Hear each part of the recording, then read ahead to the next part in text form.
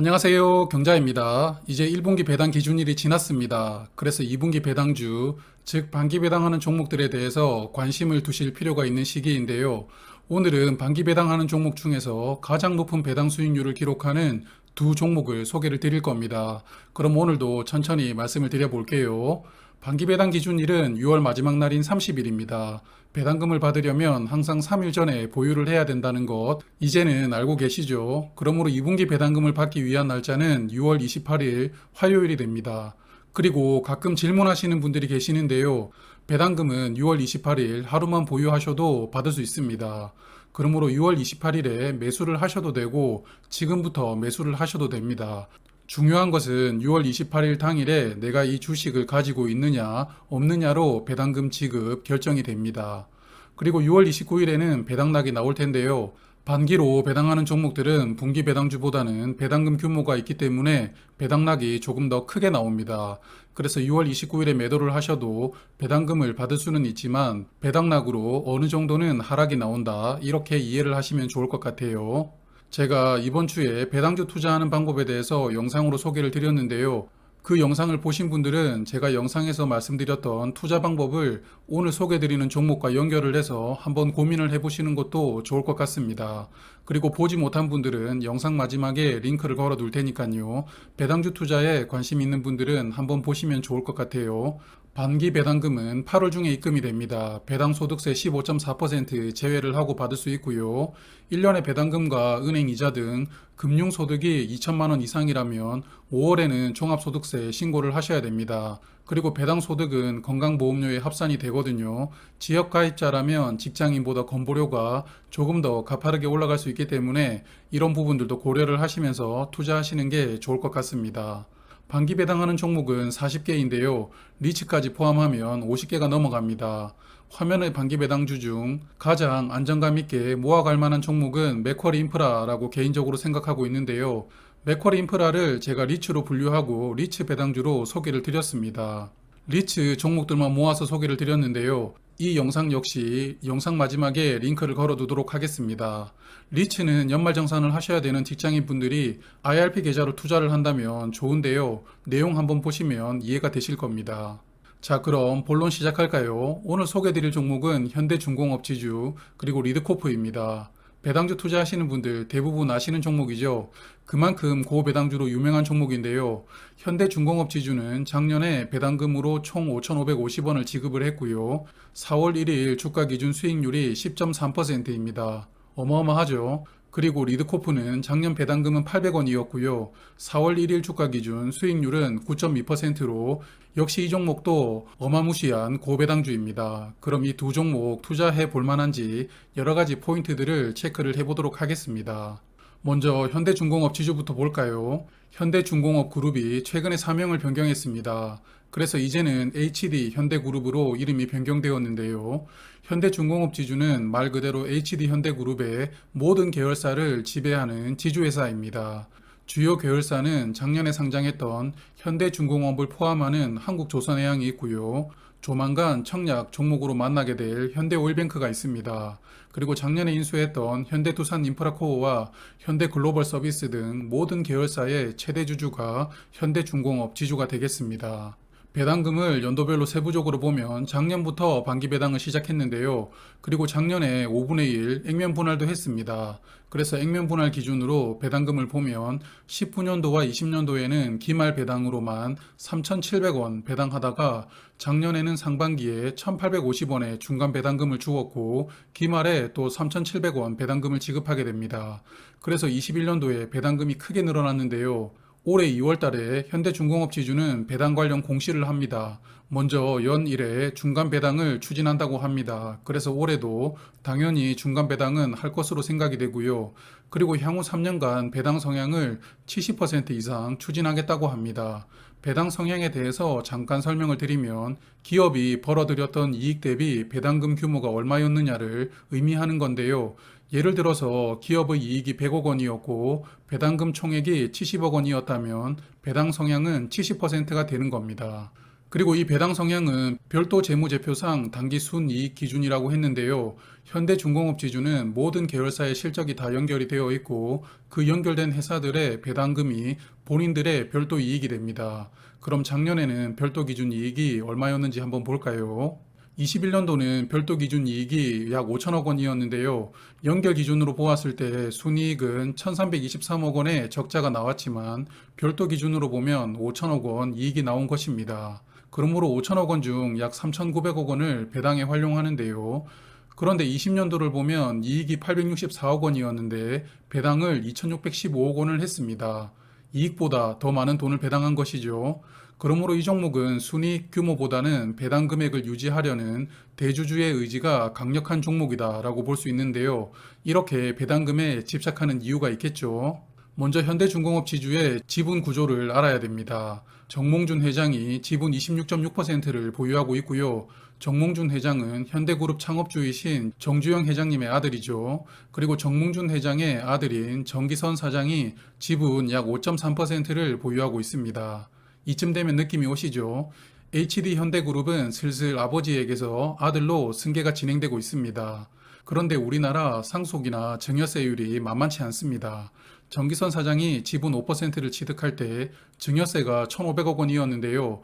이걸 5년에 걸쳐서 납부를 하고 있습니다. 그리고 인수비용이 부족해서 본인의 지분을 담보로 대출도 받는데요.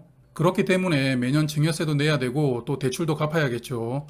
그럼 돈이 필요합니다. 물론 월급을 많이 받는 것도 방법이겠지만 보수 한도가 있기 때문에 턱없이 부족하죠.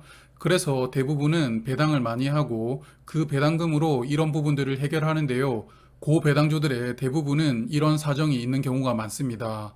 잠시 후에 말씀드릴 리드코프도 약간 비슷한 케이스인데요.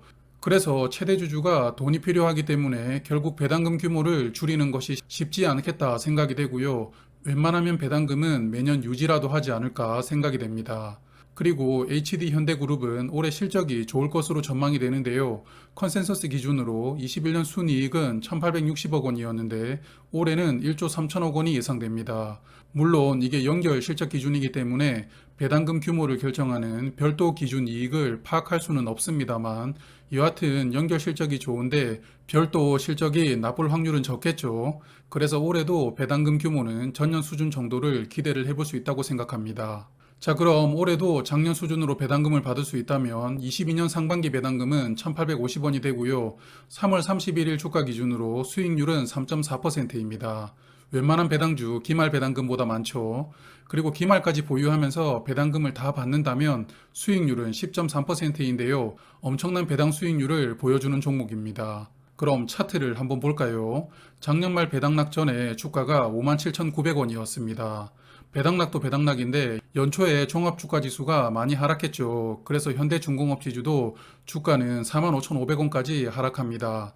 그리고 2월부터는 반등이 나오면서 조금씩 주가가 올라오고 있는데요. 4월 1일 기준 주가가 54,000원이었기 때문에 아직까지 작년 말 배당락 전 주가보다는 덜 상승했습니다. 그러므로 시세 차익을 생각하고 투자를 하신다면 현재 주가에서 상승 여력은 약 3,000원 정도일 것이다. 이렇게 생각을 한번 해보시고 투자를 결정하시는 게 어떨까 합니다. 하지만 주식 투자 절대 내 생각대로 되질 않습니다. 그래서 제가 투자 방법 영상에서도 강조를 드렸지만 현금을 최대한 쟁여두고 하락할 때마다 평단가를 낮추면서 주식을 모아가는 게 핵심이라고 생각하셔야 될 것 같아요. 이제 리드코프 말씀드릴게요. 제가 반기 배당주 소개드릴 때 항상 소개드리는 종목인데요. 리드코프의 최대 주주는 서홍민 회장입니다. 하나그룹 김승현 회장의 처남이죠. 현재 리드코프는 본인이 지분 약 15%를 보유하고 있고요. 이외 계열사가 지분 약 25%를 보유하고 있습니다. 그래서 최대 주주의 지분율이 40% 정도 되는데요. 최대 주주 지분율이 적당한 편입니다. 리드코프는 아시는 것처럼 대부업을 하는 회사입니다. 소위 사채라고 부르는 금융업을 하는 기업이고요. 이외에 호남 지역의 S-오일 대리점도 운영을 하고 있고요. 천안휴게소도 위탁 운영하고 있습니다. 21년 사업보고서를 보니까 매출 규모는 기름과 휴게소 매출이 더 컸는데요. 화면 좌측입니다. 매출은 4,924억 원이었고요. 오른쪽 대부업이 매출은 2,117억 원이었습니다. 물론 순이익률은 다르지만 리드코프는 대부업이 메인이 아니라 주유소와 휴게소 운영이 메인이다라고 볼 수 있겠습니다. 그럼 연도별 배당금을 세부적으로 볼까요? 19년까지는 배당금이 적었습니다. 상반기 50원, 그리고 하반기 100원으로 150원 배당했는데요. 그런데 20년부터 배당금이 대폭 늘어났죠. 이유에 대해서는 제가 리드코프 소개를 드릴 때마다 말씀을 드렸는데요. 오늘도 잠시 후에 간단히 언급 드릴게요. 그래서 21년도에도 상반기는 300원, 하반기는 500원으로 1년에 800원을 배당하고 있습니다. 배당을 대폭 늘린 이유는 서홍민 회장이 형님이 보유하고 있던 리드코프 지분을 인수하는 과정에서 리드코프 주식을 담보로 대출을 받습니다. 총 빌린 돈이 295억 원인데요. 이 빌린 돈의 이자가 1년에 약 10억 원입니다. 그래서 결국은 대출금과 이자 상환을 위해서 고배당이라는 카드를 20년부터 사용하고 있는 기업이 되겠습니다. 그래서 19년까지 배당 성향이 10% 미만이었는데요. 20년도에는 배당 성향이 44%로 높아지고 작년에는 배당 성향이 50%를 넘어갑니다. 21년 순이익이 20년보다 약 60억 원이 적었지만 그래도 배당금 총액을 유지하려다 보니 배당 성향이 높아진 것인데요. 그러므로 올해도 실적이 어지간히 나빠지지 않는 이상은 웬만하면 배당금 규모는 유지를 한다고 예상을 합니다. 투자를 하신다면 조만간 1분기 보고서가 나올 테니까요. 실적도 한번 확인하시고 투자 규모를 결정하시는 게 보수적인 선택이 될 수 있을 것 같습니다. 그리고 이 종목은 리스크가 있는데요. 최대 주주 서홍민 회장은 앞서 말씀드린 것처럼 하나그룹 김승현 회장 처남이죠. 명색이 대기업 회장님 처남인데 대부업만 하기에는 조금 그렇다고 생각을 한 것 같아요. 그래서 작년에 신라젠을 인수합니다. 말도 많았고 탈도 많았던 그 신라젠인데요. 그러면서 바이오 사업을 신규로 해보려고 한 것 같습니다. 신라젠은 현재 상장 폐지 관련 심사를 받고 있기 때문에 거래가 정지되어 있는데요. 올해 초에 상장 폐지 관련 심사가 있었습니다. 그 심사에서 결론을 내지 못했고 다시 한 번 더 6개월 개선 기간이 부여가 되었는데요. 그런데 리드코프는 신라젠 영향으로 올해 초에 주가가 한번 크게 하락합니다. 화면을 보시면 배당락으로 한동안 하락하다가 신라젠 영향으로 다시 한 번 더 크게 하락하는데요. 그래서 배당락 전 주가가 9,000원대였는데 단기간에 7,000원대까지 하락하게 됩니다. 물론 지금은 주가가 어느 정도 회복은 되었습니다만 올해 8월에 다시 한 번 더 신라젠 이슈가 발생할 텐데요. 개선기간 종료가 8월이거든요. 그래서 상장이 유지된다는 결정이 나온다면 리드코프도 큰 폭으로 주가가 오를 수 있겠지만 반대로 상장 폐지가 결정이 된다면 다시 한 번 더 주가에 악영향을 받을 수 있습니다. 그러므로 리드코프는 8월의 이런 이벤트까지 고려를 하시면서 투자 결정하실 필요가 있다라고 생각을 합니다. 컨센서스가 없기 때문에 리드코프의 올해 실적이 어떨지는 모르겠지만 큰 변수가 없다면 반기 배당금은 300원을 예상하는데요. 그럼 4월 1일 주가 기준 수익률은 3.4%가 됩니다. 역시 엄청난 수익률이죠. 작년 기준 배당금 800원을 받을 수 있다면 수익률은 9.2%가 됩니다.